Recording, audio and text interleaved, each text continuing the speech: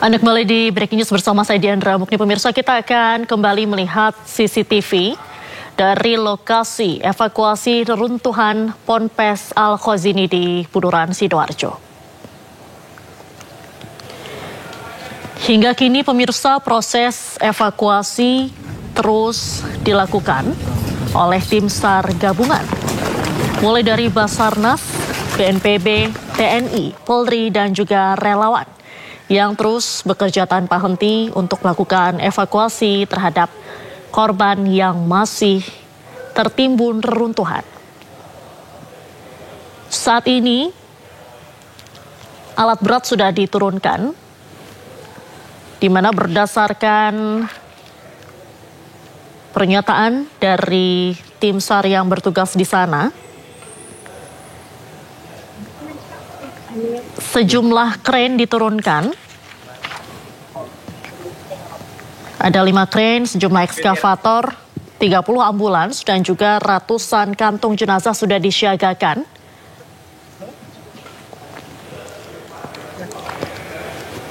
Dan ini merupakan visual terkini pemirsa dari Ponpes Al-Khazini, di mana Wakil Gubernur Provinsi Jawa Timur, Emil Dardak, baru saja tiba di lokasi Ponpes.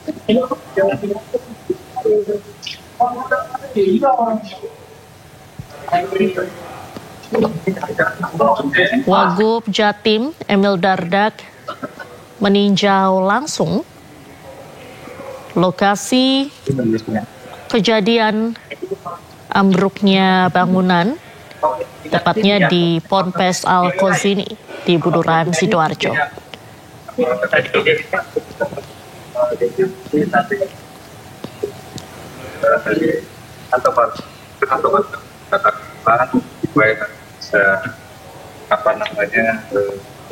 Itu warga yang merasa kehilangan nanti melaporkan kita. Saya minta tolong juga wartawan juga menyampaikan, melaporkan di sini, termasuk siapa tahu dia punya foto belum meninggal, dia punya ciri-ciri tai lalat dan lain-lain apa yang melekat dalam tubuhnya, itu lebih mudah identifikasi karena paling tidak dua pemesti. Kemudian untuk yang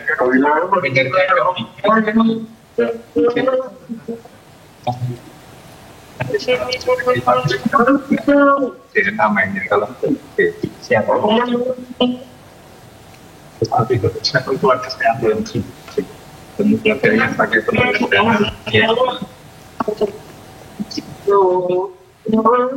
Mbak, enggak Mbak.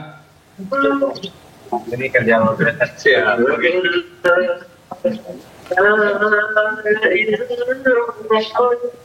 siap kita kan diproses. Ya, kadang-kadang memang secara teori kan itu macam, tapi ada orang tapi kalau kita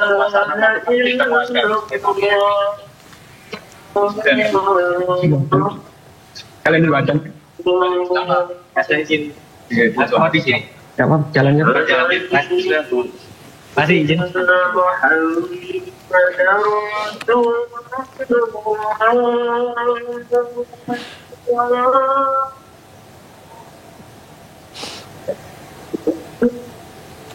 Mak, udah enggak?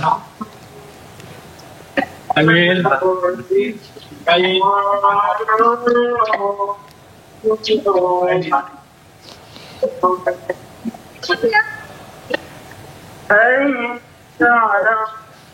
Halo? Halo, Mas.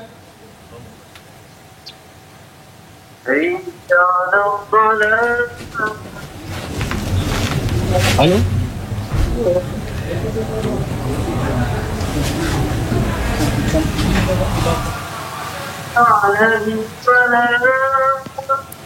Ya, nunggu adan ya.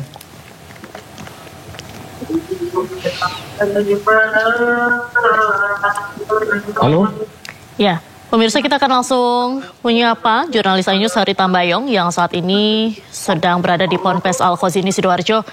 Hari, apa yang sedang ditinjau oleh Wagub Jatim Emil Dardak hari ini? Ya, saat ini saya harus bersama Pak Emil, Wakil Gubernur Jawa Timur. Beliau melihat langsung suasana di tragedi bangunan runtuh di Pondok ini, dan kita akan bergabung dengan Pak Emil. Pak Emil bisa ceritakan apa sih yang dilihat di hari ini kami fokus untuk ada dua hal. Yang pertama adalah bagaimana operasi evakuasi atau penyelamatan yang kemarin dilaksanakan secara tidak menggunakan peralatan, menelusuri jalur-jalur penggalan yang ada secara sangat cepat dalam bergerak ke tahap ini dikarenakan memang evakuasi itu sebetulnya tanda-tandanya, tapi semalam saya sebenarnya tandanya seperti itu, sehingga kita juga harus memiliki kesadaran juga memikirkan evakuasi bagi mereka yang tidak ini yang tidak penting tadi kami tentu dengan keluarga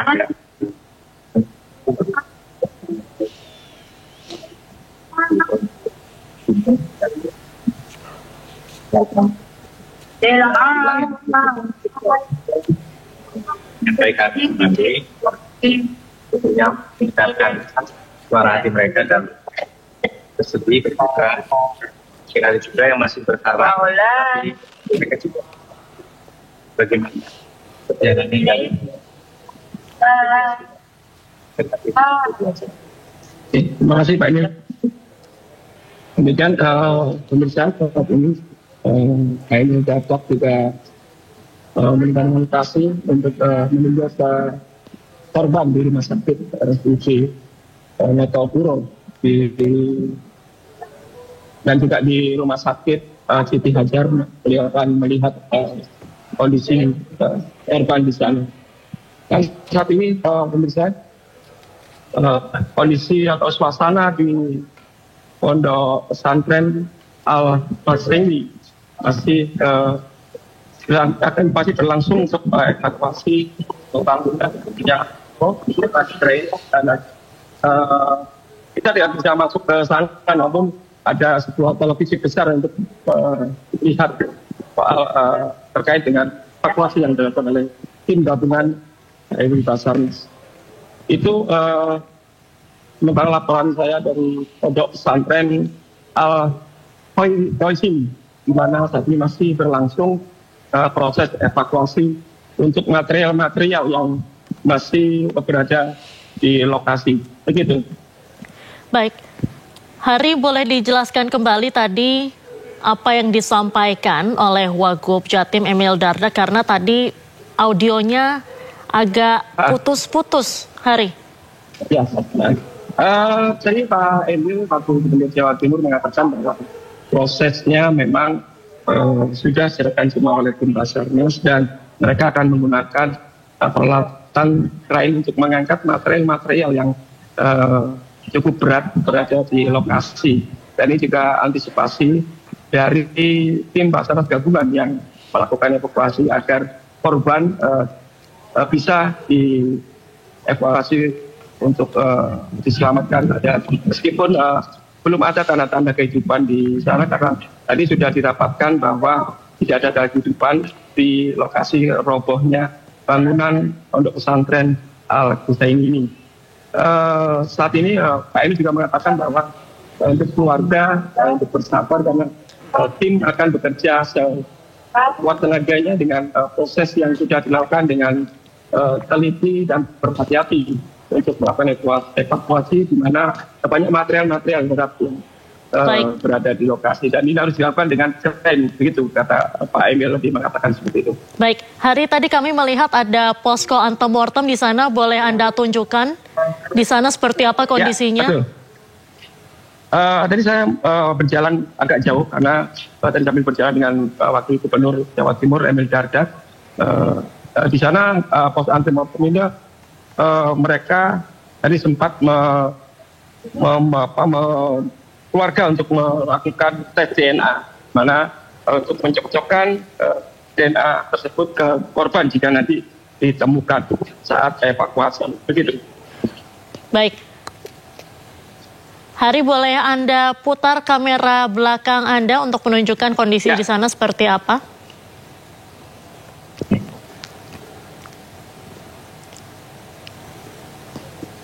Kondisi saya mendekati pos Antemortem dan saat ini inilah pos Antemortem yang selatan Polda Jawa Timur.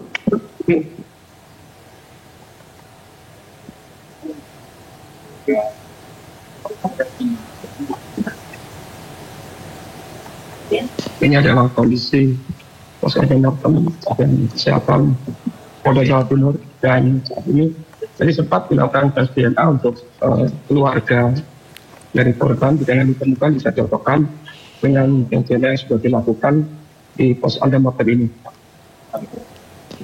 Baik, Hari, selain dilakukan tes DNA, apakah ada data-data yang diserahkan kepada posko antemortem seperti misalnya sidik jari kah atau ciri-ciri fisik seperti tanda lahir itu diserahkan juga kah ke posko antemortem?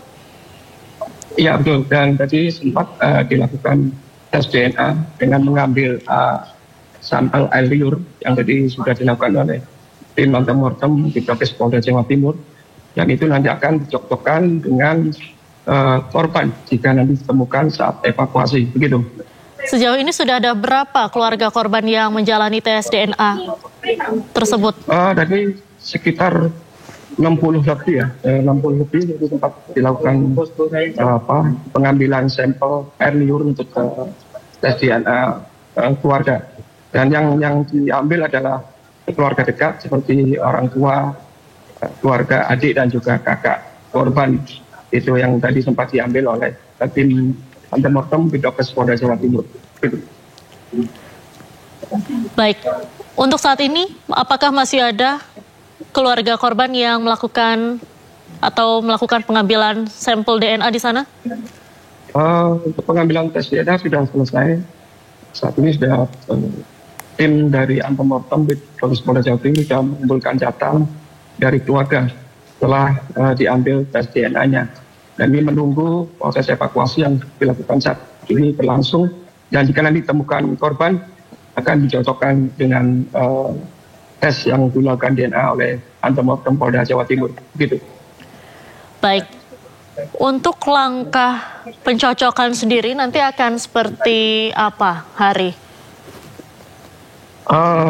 Saat ini saya juga masih melihat suasana dari antemortem dan tadi masuk ke beberapa dari mereka sudah mulai mengatasi sampel yang sudah dilakukan oleh tim Dokes Polda Jawa Timur, dan ini juga kita masih menunggu dengan kondisi seperti apa nanti setelah diambil tes DNA-nya. Gitu. Baik, terakhir berdasarkan data terakhir ini kan ada 5 korban tewas. Apakah ini sudah berhasil diidentifikasi semuakah atau ada tambahan, Hari? Saat ini sudah dilakukan, dan Kepala Bidang Kesehatan dari Polda Jawa Timur juga tadi cepat langsung memimpin proses tes DNA yang dilakukan oleh antemortem. Dan bisa kita akan melihat. Jadi bisa sampaikan lagi Mas. Jadi Ya. ada fase 1 PKP. Berikut penjelasan dari Kabid Dokes Polda Jawa Timur Pak Kusnan. Ya. Jadi di operasi BPA ini ada fase 1 itu fase TKP, fase 2 itu fase postmortem, itu artinya nanti yang meninggal dibawa ke tempat identifikasi, kemudian fase 3 yang antemortem tadi, kemudian rekonsiliasi, baru briefing. Ada fase-fase gitu. Nah, kita ini kalau di di antemortem ini sangat penting sekali untuk keluarga segera melaporkan kalau ada yang hilang sebagainya. Jadi untuk memberikan informasi update mungkin baju yang dipakai, tanda-tanda dia akan tahu tanda-tanda lahir atau foto-foto terakhir itu semua. Pak, ya sudah berapa orang yang melakukan tadi tes untuk keluarganya, Pak? Sudah banyak sekali. Kemarin laporan itu terakhir kemarin ada yang 3 ya, tapi ini diupdate 61. Karena ada yang double-double gitu. Dan nanti mudah-mudahan semakin banyak. Karena ini Pak, untuk pembanding sampel yang diambil darahnya ini untuk pembanding sampel yang dilakukan oleh korban itu tadi, nanti dicocokkan. Kalau miss berarti keluarganya dia. Selain apalagi Pak yang diambil ini Pak? Kalau untuk sampel DNA itu macam-macam Pak.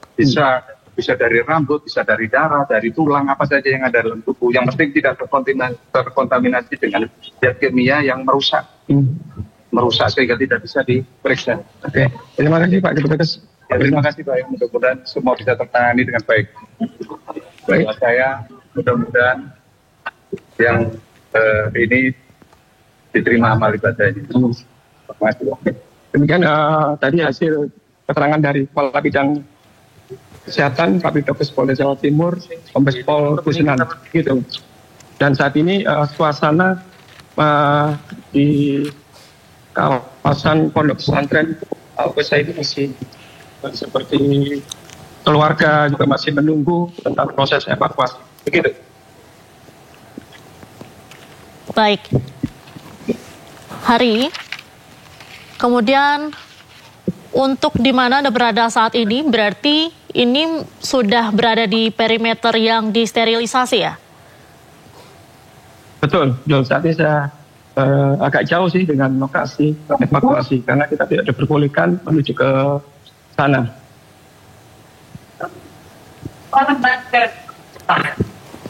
Baik. Kemudian apakah saat ini proses masih ya. Iya, apakah ada informasi dari lokasi kejadian terkait evakuasi saat ini? Apakah sudah ada data terbaru? Saat ini masih proses evakuasi, masih belum ditemukan adanya korban reruntuhan bangunan pondok pesantren sini yang saat ini masih berlangsung dan kita masih belum bisa menemukan korban karena fokusnya masih mengangkat material-material yang berat dengan kren itu. Baik, Hari, kami akan terus memantau perkembangan dari Ponpes Al-Khazini Sidoarjo. Kami akan jeda sejenak. Pemirsa Breaking News masih akan kembali usai jeda, tetaplah bersama kami.